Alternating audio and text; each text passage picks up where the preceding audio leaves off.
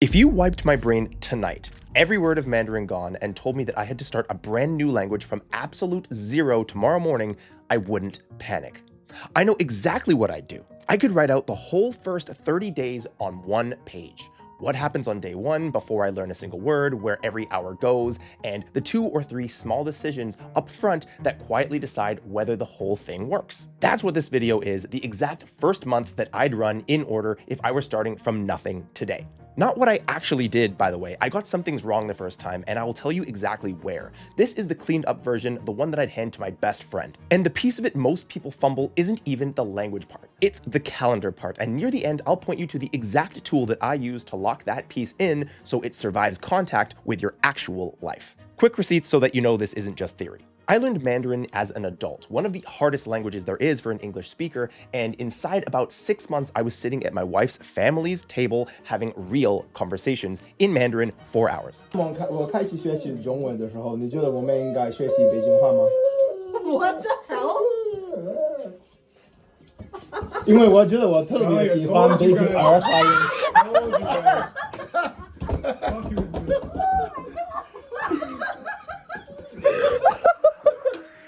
And here's the part that should actually give you hope. I didn't even run my first month right. One of the biggest levers in this whole video, I stumbled into 2 months late completely by accident, and it still worked. So when I tell you what the first 30 days should look like, I'm not reciting something out of some book. I'm telling you what I did minus the mistakes plus everything I know now. So here's the shape of it. 5 moves. Move 1 is the setup, and it happens before you study anything on day 0. Move 2 is a decision about time that statistically is where almost everyone falls off. Move 3 is a number that does most of the heavy lifting in this whole video, and it's smaller than you'd think. Move 4 is the engine, the thing that the hours actually go into. And move 5 is the piece that keeps the other 4 alive when motivation dips. Most people skip it, and it's the reason that they don't make it to day 31. Let's go in order. First, let me guess where you are right now, because I've stood exactly there. You've decided that you're doing this and you're excited. So you did what everyone does. You opened the internet. And now you've got 9 tabs going. One guy swears by this app, another guy says that apps are garbage, somebody's uploading a video about how they got fluent in 5 days, and somebody else says it takes a decade. There's a subreddit about grammar and a $200 course with a countdown timer. 2 hours of research in, and you know less than when you started, because everything contradicts everything and none of it tells you what to literally do on Monday morning. And be honest with yourself, how many days have you been in research mode? Some of you, it's a weekend, but some of you, and you know who you are, it's been years. You've been about to start for years. And that's the lie right there. The one nobody says out loud, that starting a language means finding the right thing, the right app, the right course, the right method, and that once you find it, the learning will sort of take care of itself. Some people spend their 30 days shopping, collecting resources and just watching videos about learning instead of actually learning. And the cool part is that it feels productive because you're doing research. While week 1 dies in setup, week 2 dies in second guessing, and by week 3, the whole project quietly moves to that shelf where projects go. So here's what I would tell you instead. Starting a language isn't a shopping decision. It's a construction job. In the first 30 days, you're building 3 things: an environment, a word bank, and a habit that has the exact time of day attached to it. Build those 3 and it almost doesn't matter which app that you picked. Skip them and the best method on earth won't save you. So let me show you how to build move by move. Move 1. And this happens on day 0 before you ever touch a single flashcard. You are going to build a language terrarium. You know those sealed glass jars with the whole tiny world growing inside of them? That's what this is, a sealed little world of your own language that you set up once and then grows on its own. Here's exactly what I would do. Brand new browser profile, completely fresh Chrome, not just a YouTube account, because that gives you a clean bookmark bar, and the bar is about to become mission control. Every playlist, every channel, every resource you find lives up there just 1 click away. Inside that profile, a fresh YouTube channel with 1 sacred rule: it only ever watches content in your target language. Now, my favorite part. Find 1 or 2 channels in your target language that you actually like. Load 20 or 30 of their videos into a queue, hit play, and walk away from the computer. You're not watching it. That's not the point. You are training the algorithm. You're teaching YouTube as fast as possible that this account is a person who lives in that language, so it starts serving you more of exactly what you need without being asked. And you guard the terrarium. Anything in the feed that doesn't belong gets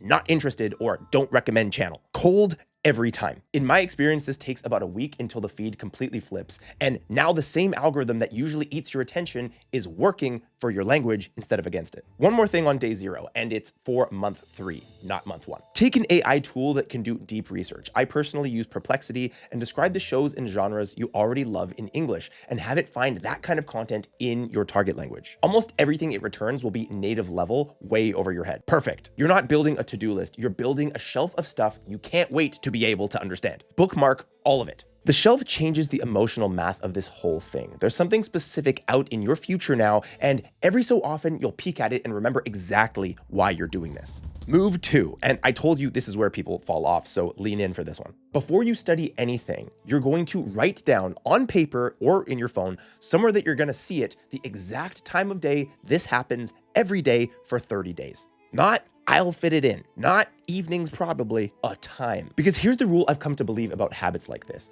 You have to be able to project it into your life to a point at tomorrow and stay there. That's where it happens, not just hope it happens. Hope is how week 2 beats you. If it doesn't have a time, it isn't real. And look, I'll tell you exactly how I run this and you can steal whatever fits. I personally go early, before the world wakes up, before anyone can want anything from me. I'm at it within 5 minutes of opening my eyes in the morning because that's when I can drop into deep focus the fastest. And I do one slightly weird thing. I don't touch any kind of caffeine for the first 90 or so minutes I'm awake. I save it. Then when I do have it, it hits like a second wind and it carries me through the back half of the session. That's my protocol, not a prescription. You might be a lunch break person or an after the kids are down kind of person. Fine. The only non-negotiable is that it's a time written down that repeats. Now, if you want help building this, mapping the actual first 30 days against your actual life, this is literally the job of the Fluency Sprint planner that I built. Feed it your language and what your weeks honestly look like, and it hands the month back to you as a calendar down to the time of day. It's in the description and the pinned comment if you want your plan built by tonight. Move 3,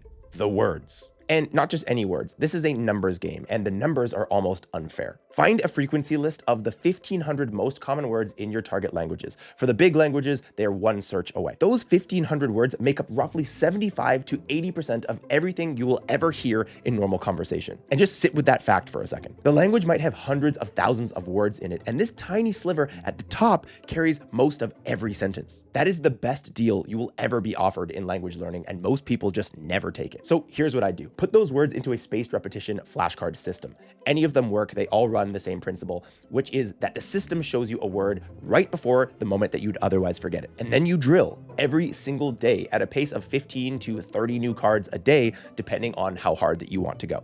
And just a warning from someone who's lived it. Do not get greedy and push past that. Every new word that you add today becomes a review you owe tomorrow and the day after. Go past 30 cards a day and it buries you under an avalanche of reviews so demoralizing it can kill the whole project. 15 to 30. Trust that cap. Now, honesty time, because I told you at the beginning that I got this wrong. When I did this with Mandarin, I wasn't targeting frequency on day 1, not on purpose anyway. It took me somewhere around 60 days. I wasn't really keeping score, to be honest, but before I was doing the high frequency vocabulary intentionally. And here's the funny part. When I finally looked back at the deck that I'd been using the whole time, it was already loaded with high frequency words. I'd been running this play by accident at something like 10 timid new words a day. It still changed everything, and that's how strong this lever is, even if you stumble into it half blind. But if I could go back, this starts day 1 on purpose at full pace. It's one of the few things in this game where earlier is just flatly better. Now, I need to pick a fight because some of you have heard the opposite advice from people with big audiences. The argument goes like this.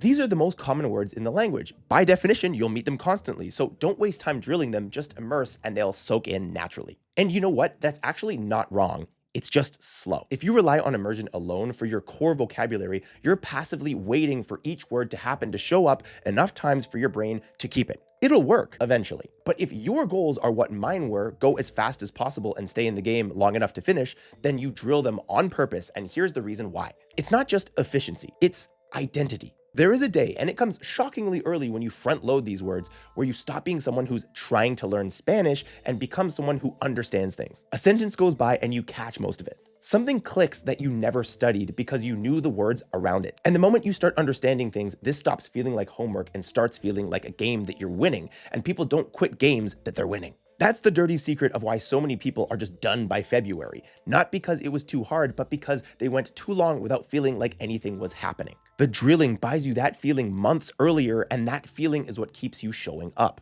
And there's a second unlock that nobody talks about. Once the core 1500 are safely in your head, you've earned the right to get personal with it. Now you can build decks around words you actually care about. I mean, your job, your hobbies, the weird thing that you're obsessed with, and start customizing the whole journey to your own life. There's a whole strategy called microfluency that lives on the other side of that door, going absurdly deep into one narrow corner that you love, but that's for another video. For your first 30 days, just know the boring frequency list is what buys you the fun stuff later. Move 4, the engine. The flashcards are the supplement.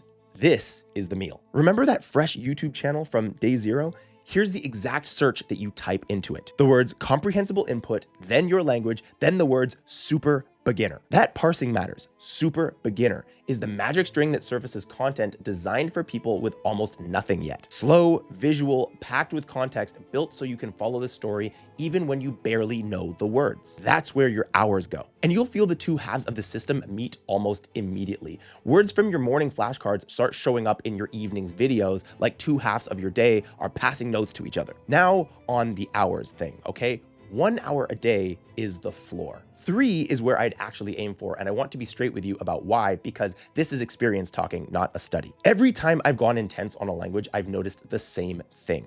The hours stop being equal. When you're doing 3 hours a day, hour number 3 isn't worth what it was worth when you were just dabbling. It's worth more. It's like a video game multiplier kicked in. More of your brain is in it, the language stays warm between sessions, and things connect that wouldn't have connected at a lower dose. An hour at high intensity feels like it counts for 1.1, 1.2. I can't hand you a paper on that. It's just something that I'd bet on because I felt it every single time. So inside these 30 days, go heavier than feels reasonable to you. This is the month to be a little obsessed. Move 5, the one that keeps the other 4 alive. Track it. Every day, every session, write down your minutes. A notebook, a spreadsheet, an app, it doesn't matter, but the total has to be somewhere that you can see it grow. And here's why this is a non-negotiable. Somewhere around weeks 2 or 3, your feelings are going to start lying to you. You'll have put in 25, 30 hours and a voice in your head will say that it isn't working. You can't speak, you barely understand anything, nothing is happening. And if the only evidence you have is how you feel, then you'll believe it and you'll quit,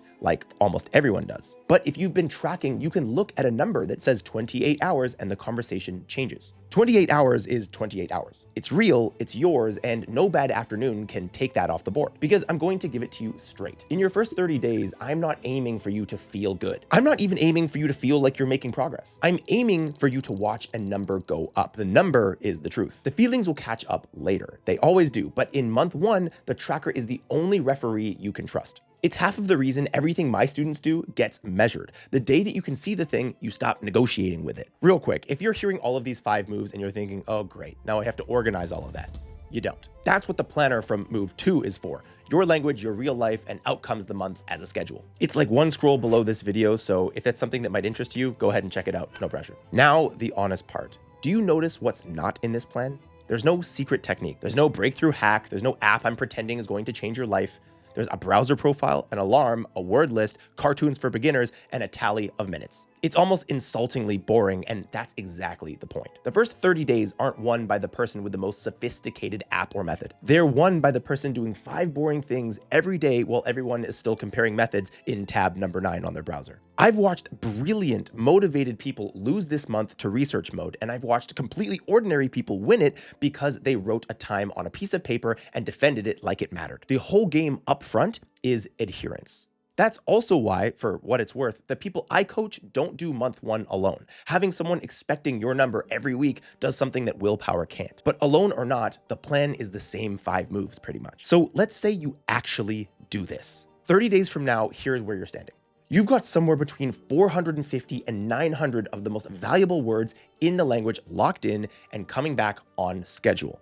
The full 1,500 words takes a couple of months, closer to 3 if you keep the daily count gentle, and that's fine, it's working the entire time. You've got 30 to 90 real hours of input behind you, which I'll remind you beats people who've been studying in apps for 2 years. The terrarium you built on day 0 is fully grown, a feed that hands you the next video without being asked. And somewhere in week 3 or 4, something small and enormous will happen. A line in a video will land and you will laugh. And half a second later, you'll realize you never translated it. You just understood it. That moment is worth more than any streak, any certificate, and any level. But the biggest thing you'll have after 30 days isn't the words or the hours. It's that you'll be a different person with respect to this language. Not someone who's thinking about it, someone with the time of day, a word count, an hour count, and a shelf of stuff that they are coming for. The language lives in your house now. So here's the whole video in one line. Starting a language was never a research problem. It's a construction job, and every piece of the build